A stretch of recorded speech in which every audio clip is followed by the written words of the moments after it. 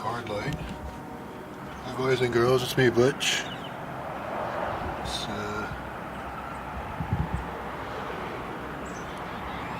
getting kind of cloudy out there and starting to get dark. It's nearly 3 o'clock and it'll be dark in another 2 hours here in Vancouver. My name is Butch.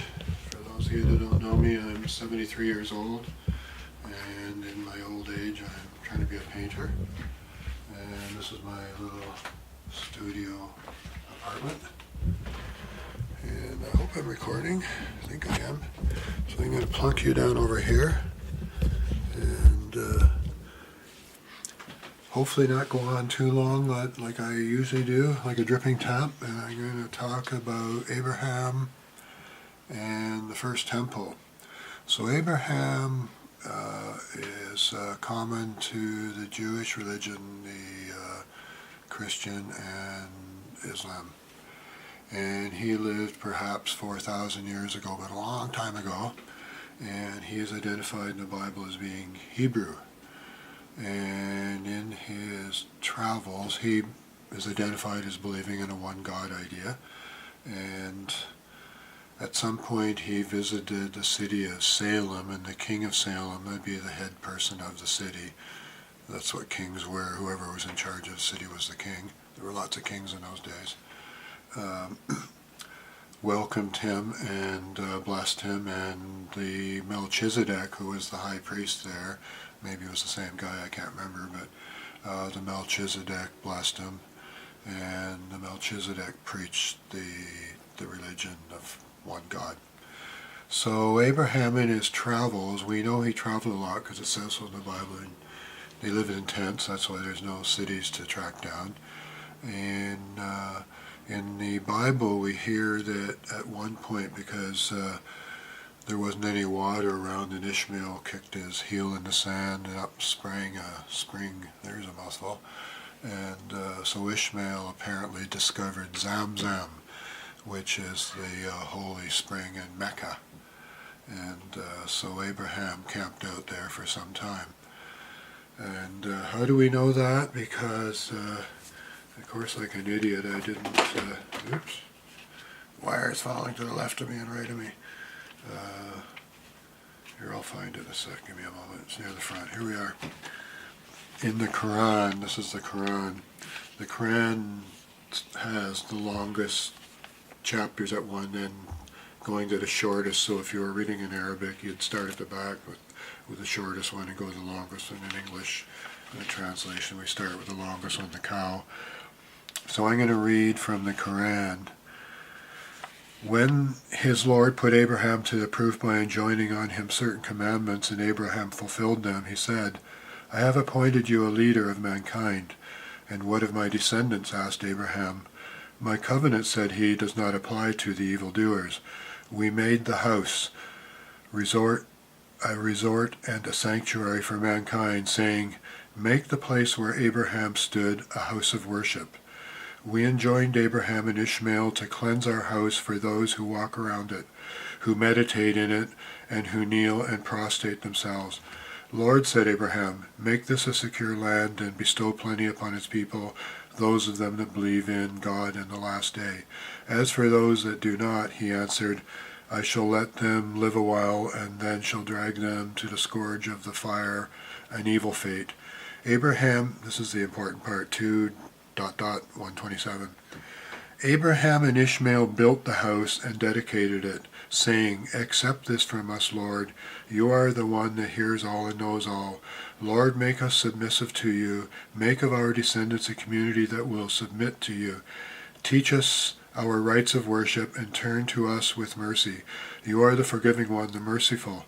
Lord, send forth to them an apostle of their own, who shall declare to them your revelations, and shall instruct them in the book and in wisdom, and shall purify them of sin. You are the mighty, the wise one. Now, what's important here is that the Quran says that Abraham and Ishmael built the house.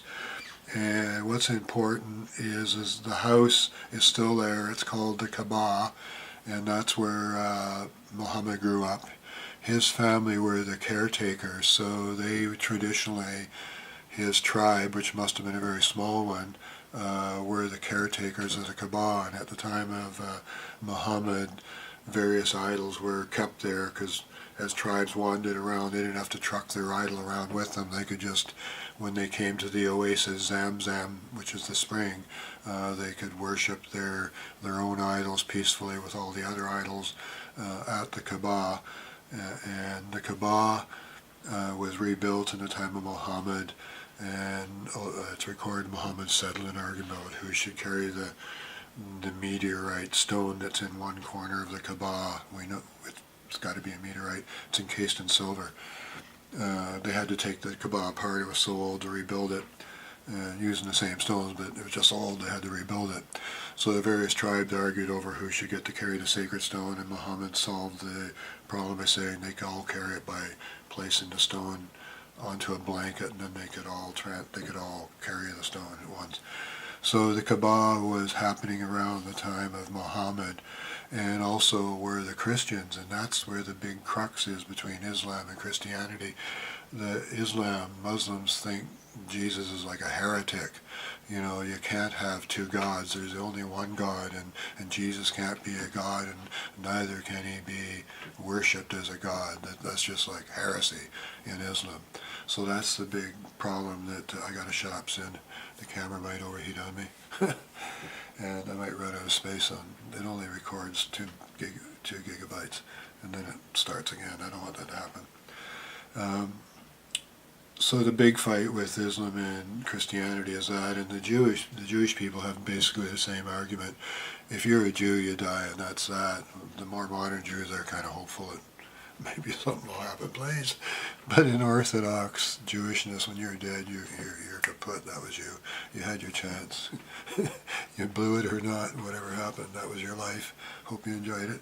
And maybe there might be a Messiah, but there's no resurrection story in Jew. I can't even say it. I don't know what the proper word is. Anyhow, we got to get down really quickly.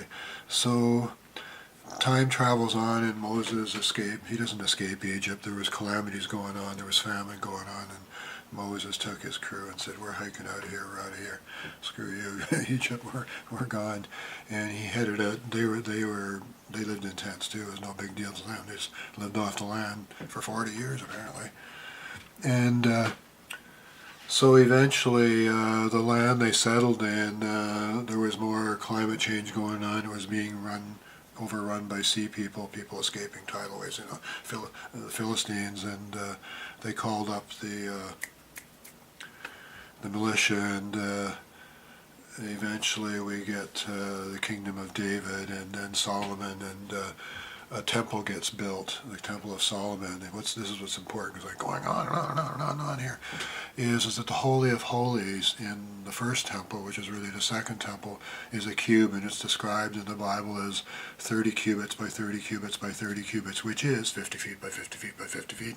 A cubit was the length of a forearm, which you may take as 1.5 feet in measurement.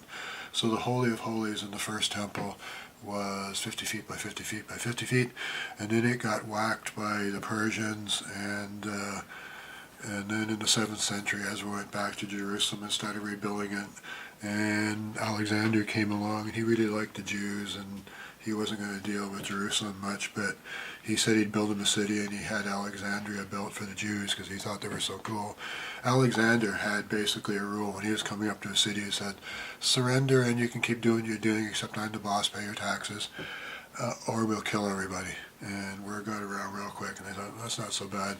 That was sort of the way the Aztecs did it too, Things will just carry on, except now you're going to be paying some taxes, and you got a different king. Where was I? So by the time of the Roman conquest, they made the area of Jerusalem a province and called it Judea, and they didn't want to mess with the locals. Amongst them were Jews, and so Herod was particularly helpful, and also it'd be a really big tourist attraction if he helped rebuild the city and all that. So we got the, by this time there's the You know, by the time of Jesus and all, there's the second temple, and the Holy of Holies again was 30 cubits by 30 cubits by 30 cubits, where they kept the Ark of the Covenant, which I say as a physicist was a large-scale capacitor. I don't have time to go into that, but it was a very dangerous thing if you didn't know. I'll make a video about what I think the Ark of the Covenant was sometime. The whole point of this is the second and the first and second Holy of the Holies temples of the Jews were 30 cubits by 30 cubits by 30 cubits, which is 50 feet by 50 feet by 50 feet, which is the size of the Kaba, which is in Mecca. And the other thing that's neat to know is if you take a cube and you draw X's on every surface, this is my cube, inside there are two opposing three-dimensional tetrahedrons. There is also this shape, which is three interlocking triangles, which themselves are triangles. So if you shrink two interlocking triangles made of triangular shaped to it can't shrink anymore, whatever the size might be, this is what it would be, and that is also a shape contained inside a cube, which is called the Holy of Holies by the Jews. And now I've gone on long enough. I think I said enough. I could go on and on and on. I usually do. I'm into theoretical physics, particle physics, and magnetism, and electromagnetic waves, and dark energy, and I'm kind of a social recluse. And a few people have called me a Sheldon Cooper, but let's not get into that. So Butch is going to say bye, and that's it from Butch. And I'm still recording good. It's recorded, so it's 5 after 3. It'll be dark in 2 hours. And Butch says bye from the Butch studio. Bye-bye.